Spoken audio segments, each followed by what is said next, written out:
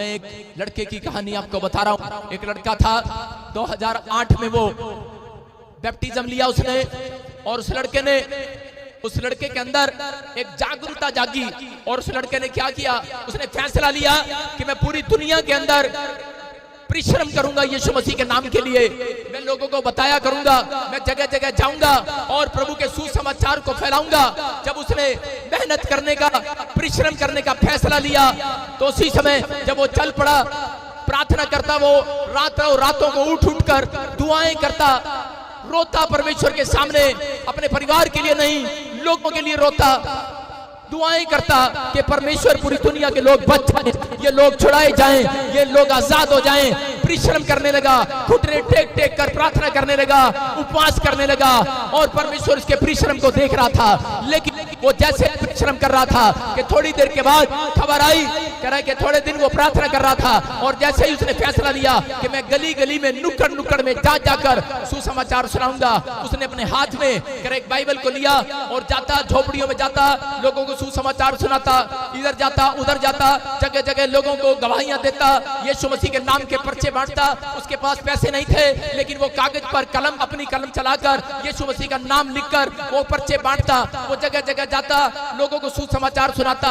और जैसे ही उसने मेहनत करना शुरू कर दिया, परिश्रम किया, थोड़े दिन में खबर आई कि उसकी माँ छत से गिर गई और प्रॉब्लम्स हो गया। मैं आपको बता रहा हूँ कि उस समय वो लड़का फिर भी प्रार्थना करता रहा। डॉक्टर ने उसको जवाब दे दिया उसकी माँ को, लेकिन वो फिर भी प्रार्थना करता रहा। और जैसे ही वो प्रार्थना कर रहा था, उसके 10 दिन के बाद एक और खबर आई कि उसकी दादी को हार्ट अटैक आ गया। डॉक्टर ने जवाब दे दिया और उसकी दादी मर गई। और वो प्रार्थना फिर भी करता रहा, परिश्रम करता रहा। वो लड़का प्रभु में मेहनत करता रहा, दौड़ता रहा, चलता रहा।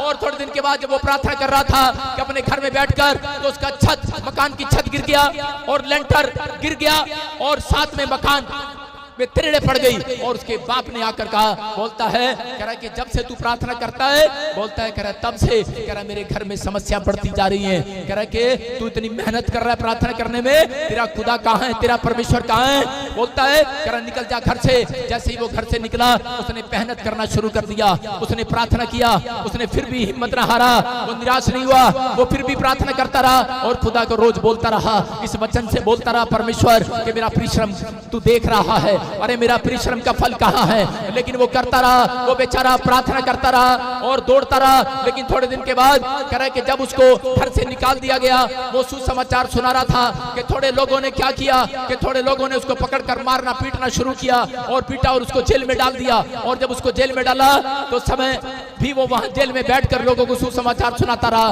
प्रार्थना करता रहा और बोलता रहा, एक दिन तो मेरा खुदा मेरे परिश्रम का फल देगा। वो रोता रहा, प्रार्थना करता रहा। वहां पर भी उसने मेहनत करना नहीं छोड़ा। उसने जेल में भी बहुत सारे लोगों को सुसमाचार सुनाया।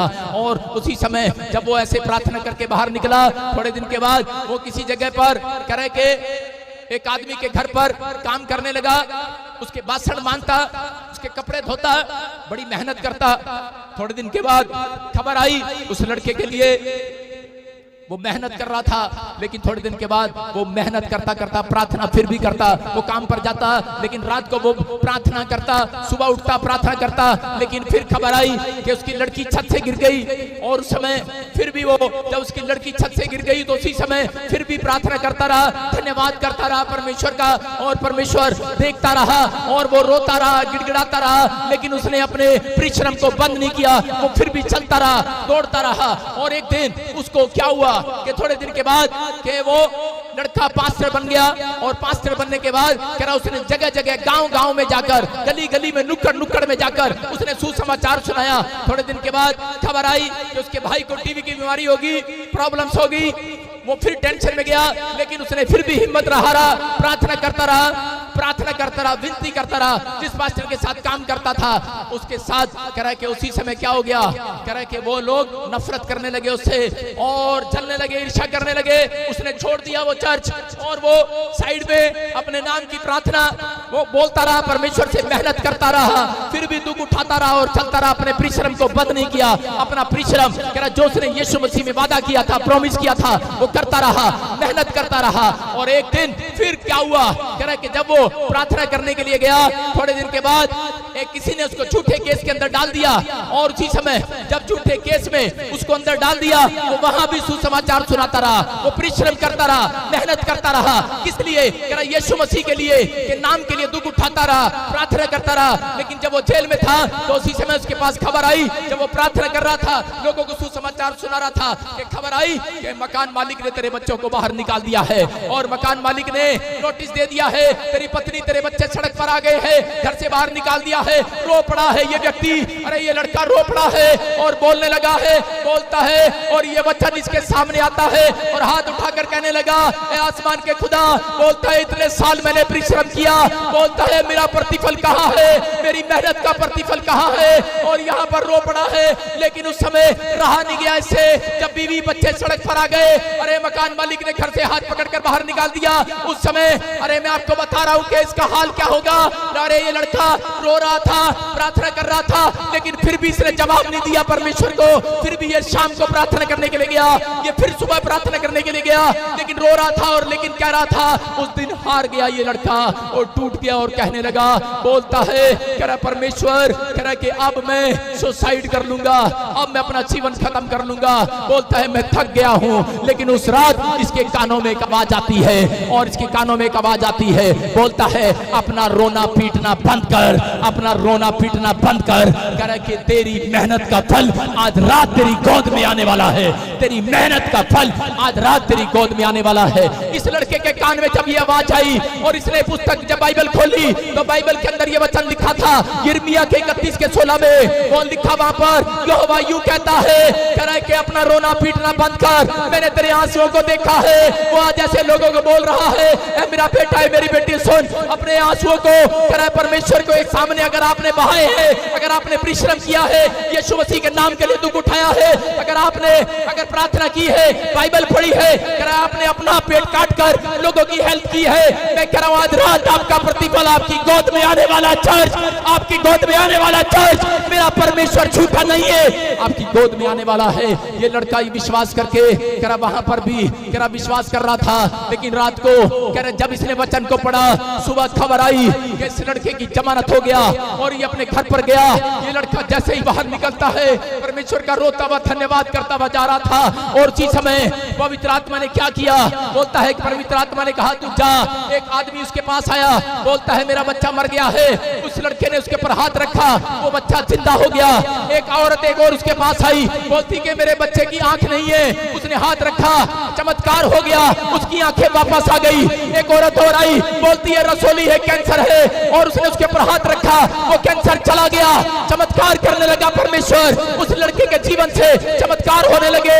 मैं कह रहा हूं कि उस लड़के के जीवन में परमेश्वर ने चमत्कार पर चमत्कार करना शुरू कर दिया।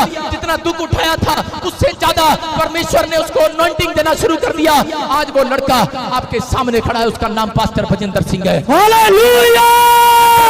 कि अगर आज आपने वो दुख उठाया है, अगर आज आपने मेहनत की है, मेरा परमेश्वर आपके मेहनत का प्रतिफल मैं कह रहा हूं एक दिन देकर रहेगा। चर्च आमीन बोलने वालों के लिए आमीन। लेकिन अगर आज आप प्रार्थना नहीं करते, परमेश्वर मेहनत का फल देने वाला नहीं है। आप थोड़ी सी प्रार्थना करते हैं, थोड़ी देर के बाद परमेश्वर के ऊपर दोष लगाते हैं, थोड़ी बाइबल पढ़ते हैं, जब इंसान आपको कुछ बुरा भला बोलता है तब आप बहुत सारे लोगों के सामने चढ़ जाना छोड़ देते हैं, अपने परिश्रम से हट जाते हैं। मैं कह रहा हूं जो परमेश्वर ने आपको परिश्रम दिया है, मैं कह रहा हूं दुख उठाना सीखो। अगर आप दुख उठा रहे हैं तो परमेश्वर की आवाज आपके कानों में आने वाली आज रात, वो यहोवा यूं कहता है, ये वचन आपके लिए पूरा होगा।